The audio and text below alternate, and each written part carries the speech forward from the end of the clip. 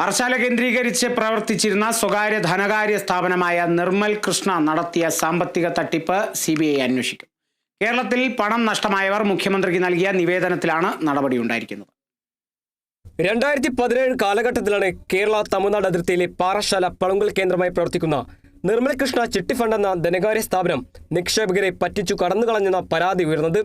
പാറശാല, തിരുവനന്തപുരം, മാരായിക്കുട്ടം, കുന്നത്തുകാൽ തുടങ്ങിയിടങ്ങളിൽ സ്ഥാപനമുള്ള നിർമ്മൽ കൃഷ്ണ ചിട്ടി ഫണ്ടിന്റെ സാമ്പത്തിക തട്ടിപ്പ് അക്കാലത്ത് കേരളത്തിലും തമിഴ്നാട്ടിലും ഒരുപോലെ കോടിയിളക്കം സൃഷ്ടിച്ചിരുന്നു. 15,000-ൽ പരം നിക്ഷേപകരിൽ നിന്ന് 600 കോടിയിലധികം രൂപയുടെ തട്ടിപ്പാണ് നടന്നത്.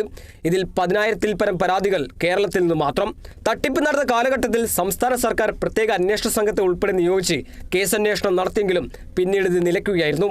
2022-ൽ മധുര ഹൈക്കോടതി ഉൾപ്പെടെ നിർമ്മലിലെ സ്വത്തുക്കൾ കണ്ടുകെട്ടാൻ ഉത്തരവ് പുറപ്പെടുവിച്ചെങ്കിലും നിർമ്മലിലെ ഉദ്യോഗസ്ഥ രാഷ്ട്രീയ ബന്ധങ്ങൾ നടപടിക്രമങ്ങൾ മന്ദഗതിയിലാക്കി എന്നതാണ് നിക്ഷേപകർ പറഞ്ഞത്.